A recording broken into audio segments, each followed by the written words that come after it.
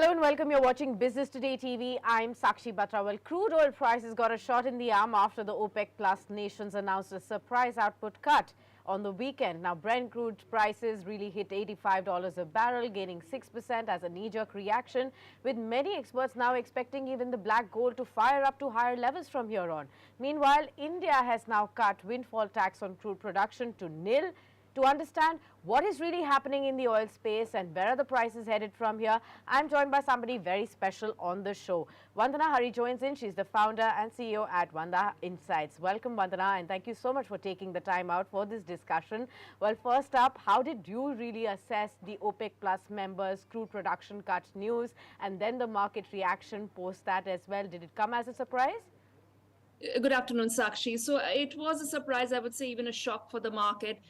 There were no signs whatsoever leading up to this weekend. There wasn't even a full-fledged OPEC Plus ministers meeting scheduled. In fact, none of those meetings are scheduled until June of this year. And also in recent months, we had the Saudi energy minister, who's the de facto OPEC leader, say that existing production policy would be maintained until the end of the year. To me, Sakshi, also what was probably the most surprising facet of this was that, yes, prices had taken a very sharp tumble during the peak of the banking crisis. And, we'd seen them crash to 15-month lows. But the panic over the crisis had abated. Crude prices had begun creeping up. And last Friday, Brent closed just below $80 a barrel. And all signs were that it could have clambered over that figure as well, very gradually on its own, without any OPEC Plus intervention. So, yes, on all these fronts, I would say it was a very surprising decision. Now, we also had the OPEC's monthly report just a fortnight ago, which maintained a very rosy outlook on the global oil demand growth as well. But then what does this step by OPEC really tell you about the demand outlook for oil?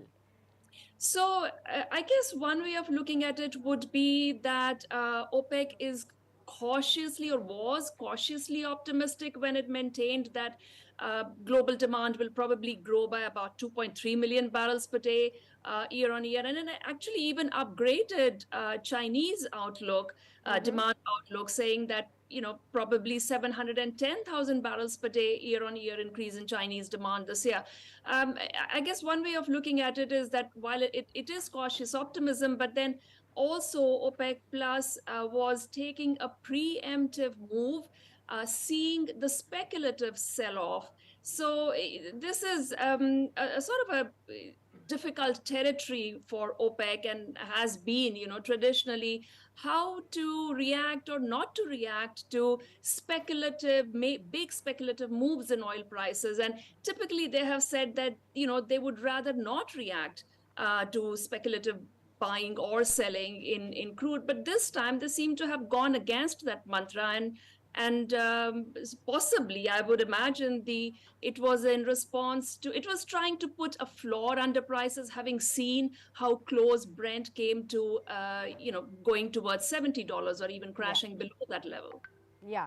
So what is the level that you're working with now on the crude prices outlook front? There is a fear that the crude prices may actually retest the $100 per barrel mark. Is that even possible? So not in my base case scenario. I'm not expecting prices to spike to that extent. We have seen, of course, Brent climb from settling just below $80 a barrel on Friday, and a very sharp uptick on Monday, and 6% gains, and some more gains happening today as well. But I think as of now, where prices currently sit, all of the OPEC Plus decision, if not most of it, or most of it, if not all of it, has been factored in to prices. So from going forward, I think the market will go back to tuning into the signals coming from the broader financial markets, the economic outlook. And I think those signals are going to be more a drag on crude prices rather than push them up higher up. So I'm not expecting 90 or let alone $100 prices anytime soon. Okay. And there were also concerns of this step by OPEC really looking or stoking further inflation and therefore continued aggressive rate hikes by the central banks. What's your thought on that?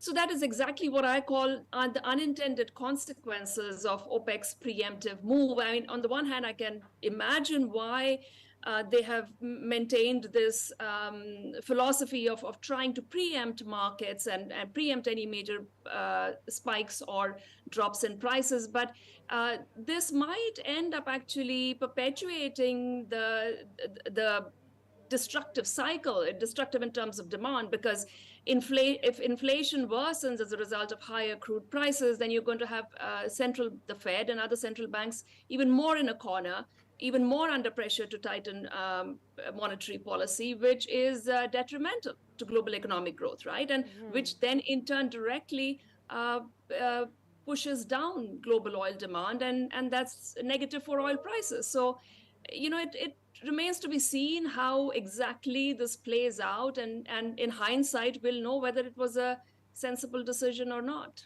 Right. Now, back home in India, we've also seen that the government has now cut the windfall tax on crude oil production to nil from 3,500 rupees. That was $42.56 per ton, and that's effective from today, April 4th. Now, for our audience, I'm just saying that, for them to understand this, that windfall tax is levied by governments when an industry unexpectedly earns large profits. Now, this tax was levied back in July last year as high energy prices led to soaring of profits for oil producers, and since then windfall taxes for crude prices have declined from 23,250 rupees per ton in July of 2022 to then 3,500, and now it is being put at nil. How do you really look at this decision by the government in India? What does it really mean for the audiences at large, the economy at large? Yeah, so it's a very welcome decision for the oil producers in India, no doubt. But to your question, it can be a bit hard to relate for the man on the street as opposed to looking at what's happening to petrol and diesel prices, or even Yeah. connecting that with what's happening in the international markets, right? So this windfall tax is basically the government's way of saying that, okay, upstream companies, oil and gas producers, you are raking in a lot of profit as a result of higher international prices. So share some of that with the government, and Yeah. the presumption there being that the government will use it for nation building, as tax is used for, right? But I think one needs to be very, very careful. In India, the existing taxation on upstream producers is already very high, or up to as much as 70% of the profits go to the government. So it can be a huge burden. How should the man on the street look at this? Is basically that India wants more Atmanirbhar Bharat. You want Yeah. more self-sufficiency in oil and gas production. You need to give that sort of breathing room and a leg up to your domestic industry, and extra tax burden, whether it's in windfall taxes or even the existing taxes, which, as I said, are pretty high, does not help in that. So, it's a good move. I can only hope that the taxes are not brought back anytime soon. Okay, and to understand, what does it really mean for the petrol pump prices? If we see the crude oil prices inching, say, towards 90, you're saying that, it's unlikely and perhaps there could be a drag on the crude oil prices going forward, which would be more comfortable for India because we are an oil importing nation. But, looking at the wider context, because this is a year when we will see many state elections back home, the next year will be the year of general elections. There could be a lot of pressures on the government to keep the lid on the OMCs, especially, to keep the lid on the petrol pump prices as well. How does one understand the impact of higher crude prices back home? So in the very short term, because of this OPEC Plus decision, I think prices are going to remain elevated. I think that the move also puts a sort of a floor under prices. So why is that important? Because any further shocks in the financial markets, like the banking crisis, which would have typically again driven crude prices closer towards 70 or even below, that is likely not to happen now because of this cut that is going to tighten global supply. What it means for the consumers in India is that in the short term, I think there is going to be continuing pain of high prices. Of course, India doesn't have subsidies any longer, so the international prices flow through directly, the movements flow through directly into the pump prices in India. Of course, what the government does have in its toolkit is taxes. So, which can be modulated, if you will, to relieve some of the pain on the consumers. And we've seen the government do that in recent months as well. Absolutely. Now, for the investors, I want to understand from a larger context as well, what does the current prices of crude, the trajectory that you expect on crude oil prices, and the continued aggressive stance of central banks on looking at keeping inflation under control really mean for investors of gold, for example? So gold in some ways is connected to crude, but not very directly. I think quite often the two are reacting in tandem to the mood and the general mood in the broader financial markets.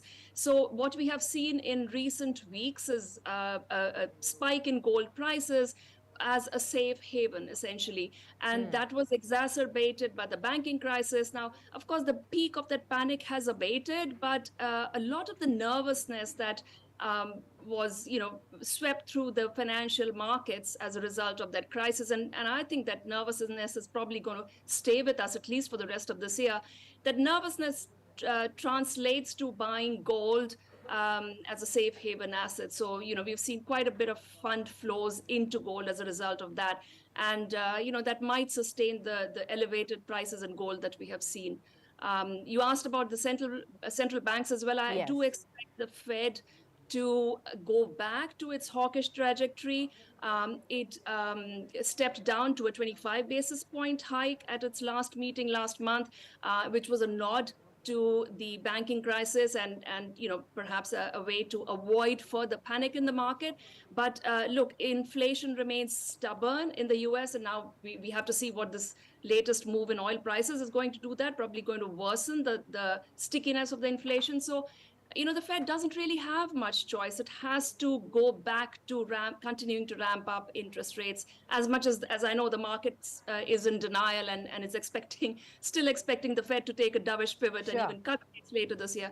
I don't think that's going to happen. So, continue for tightening monetary policy. All right, so dovish stance not happening too soon because of the latest move also, which may continue to put pressure on the Fed to continue with its aggressive stance on rates. Many thanks, Vandana, for being with us and explaining to all our viewers what this current move by OPEC really means for the wider audience, and what does it mean for economies, especially ours, which is an oil importing nation, and of course to help us understand which way are the prices headed from here on as well. And with that, we wrap up this special edition on oil and gas prices and how does the economy really understand the latest move by OPEC, and of course the latest steps being done by the government on removing the windfall tax on the crude oil production, and that has come in as a respite to the oil and gas producers back home in India as well. So continue to watch this space, and we will also continue to give you all the latest developments on this front as well. And for that, you need to subscribe to our channel on Business Today TV. Also, continue to engage with us on our other social media platforms, that's Facebook, Twitter, LinkedIn, and Instagram. Until then, many thanks for tuning in.